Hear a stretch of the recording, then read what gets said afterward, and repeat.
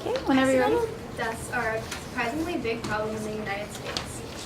By increasing the amount of gun control, the amount of injuries and deaths attributed to the misusage of firearms would decrease immensely.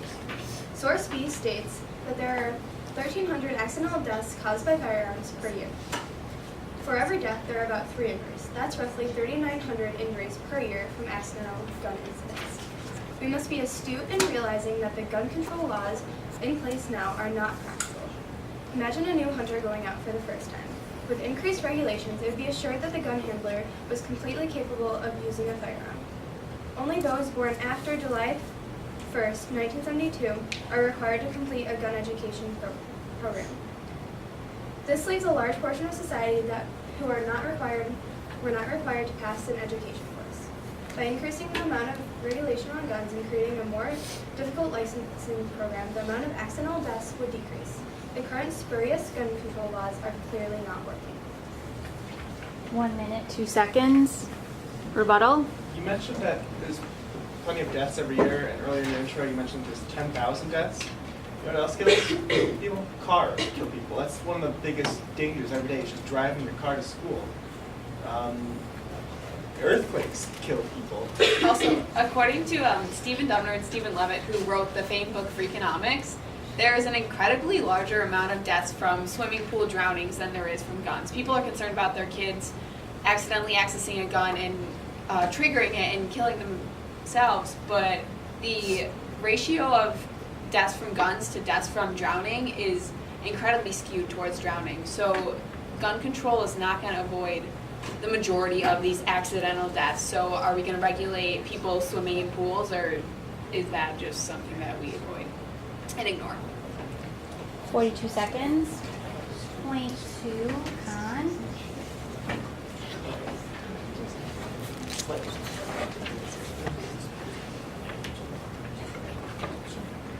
The topic of gun control has been very controversial for many years. It is a common myth that by constructing stricter laws to enforce this policy, all firearm-related accidents will cease to exist. This, however, is false. Instead of spending excessive amounts of money on policies that will never fully succeed, the government should put its time and resources into educating the American citizens about gun safety. According to Source 5, by teaching the ignorant and uneducated how to properly use guns, the amount of accidental deaths due to firearms will lower a great deal. No matter how strict the policies regarding gun control are, there will still be a large group that will continue to use these firearms in a clandestine setting. Therefore, the only logical solution would be to provide easily accessible information to those who wish to own guns. Instead of wasting the American citizens' money on useless policies that money could use for education, the idea of providing education over enforcing prohibition has proven to be successful many times regarding various topics over the years. We are in a desperate need of an astute government in regards to the gun policy. Education is the most realistic approach to reduce gun violence. 1 minute, 6 seconds. Rebuttal. You're saying that gun safety is more realistic as opposed to gun control regulations. Gun safety is gun control. Just because you can limit sales doesn't mean there's no other form of gun control. Gun control does not limit itself to restrictive sales, but also safety regulations. Like in the case of the Sandy Hook shooter, the mom left the gun out accessible to her mentally ill son. Had she been forced to put this gun away, Sandy Hook may have never happened. And more people may die from drowning, but just because you have bigger problems doesn't mean we shouldn't be solving the small problems we know are still harming people. If we know guns are still killing people, why should we not help these people who might get hurt just because we have bigger fish to fry? We should be trying to solve every problem that we possibly can. 51 seconds. Point 3, Pro.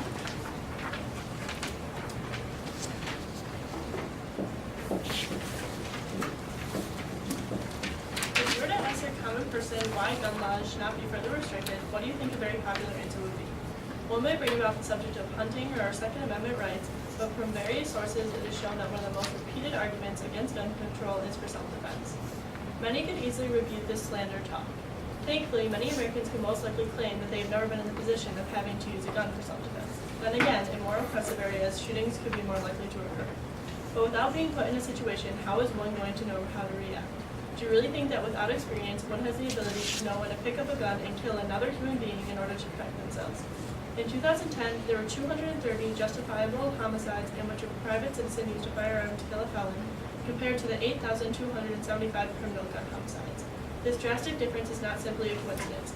It proves the undeniable truth that guns are rarely used for self-defense, and this argument against gun control cannot be justified sufficiently. The Second Amendment states a well-regulated militia being necessary to the security of a free state, the right of the people to keep and bear arms shall not be infringed. This was created and intended for people to have a form of self-defense. However, over 400,000 gun crimes are committed each year. According to Source 9, guns are used to kill more than 30,000 Americans and injure over 70,000 per year. In 1994 alone, there were 38,505 firearm deaths. People may argue we need guns for self-defense, in which they choose to be indigenous. However, guns are only used about 800,000 times a year for self-defense, but are only fired less than 1/4 of the time.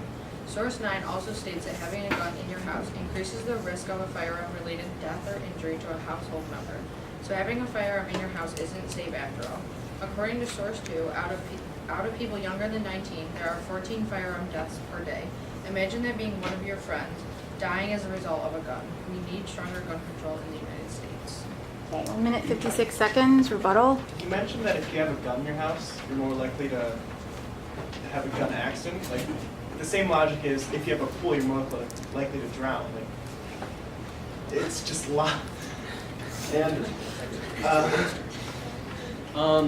most Americans, saying that most Americans have never been in some sort of situation of danger, it doesn't matter. There are still plenty of Americans who needed a gun in a certain situation, and if they didn't have it, they'd be defenseless and would have had their life possibly ended. And where can one assume that these criminals got their guns? In an area like with gang violence, most gang members, they're not getting their guns legally. They're getting it illegally. What they do, it's called straw, I forgot what I said before, but it's basically like, in social interactions, they just pass it around. They're like, oh, here's a gun, you want a gun? Here you go. Like, you can't regulate that. There's just guns floating around everywhere in illegal markets, and you can't regulate that. So, giving the people who are going to defend themselves the means to defend themselves is going to stop these criminal activities. And give them a very strong feeling of safety, because feeling safe helps prevent those situations, especially in situations where they know people are getting illegal guns. Having that backup is really important to people.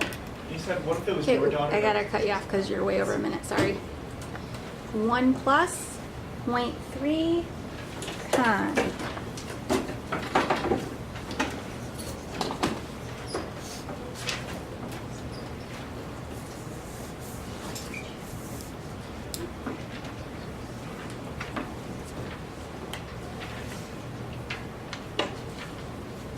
The first thought that comes to mind at the mention of a gun is usually violence. Guns are associated with danger, with harmfulness, and with murders. But there is another side to guns. The problem with the current reputation of guns is that they, as objects, are blamed for causing harm instead of people who are misusing them. Guns do not have to be thought of as dangerous objects. Guns bring to mind shootings, but there are so many ways that guns are used responsibly in the country and cause no problems. Placing controls on gun purchases and usage will do little in preventing those who are determined to carry out a ruse against others. In the process, it will also limit so many of America's favorite pastimes, such as hobbies. Such hobbies include target shooting, sporting, clays, and hunting. Many of these activities are illustrated in today's media, such as dedicated hunting shows and magazines such as Outdoor Life, to show how guns can be used in alternative ways. These are more positive ways that guns are used. Data shows that around 16 million Americans went hunting in 2016. That's about 6% of all Americans. It'd be foolish to discourage all gun usage, including recreationally, in an attempt to prevent shootings which would happen anyways. Because every hunter needs a license to own a gun for the purposes of hunting, millions of Americans know the dangers of gun usage and demonstrate responsibility with them. This shows that people, not guns, are responsible for violence. A government coup of guns will not solve any problems. To some, the different ways of using guns is unknown, and it's only viewed as a violent weapon. It's easy to become disingenuous and form false opinions without knowing enough about guns or how they are used, especially due to the fact that many media sources, such as the news, explain guns as being only a negative. However, it is possible to coexist peacefully with guns in our world. By considering all the responsible, recreational, and safe reasons to use guns, it's not logical to blame the guns for the violence in our country. Exactly 2 minutes. Rebuttal? So we aren't asking for a coup of gun usage. We're not asking to eliminate guns completely or restrict any of the responsible ways we use guns. We're just saying that gun safety, even education as a form of gun safety and control, would be beneficial to, even if it doesn't limit every single death from a gun, because we can't regulate everything, doing what we can would still be beneficial to society with gun control, gun safety.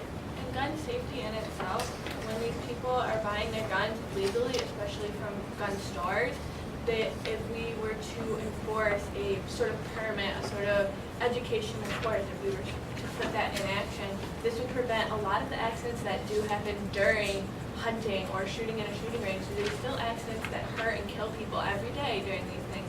And proper education, which is a form of gun control, can lower these rates. Okay, 53 seconds.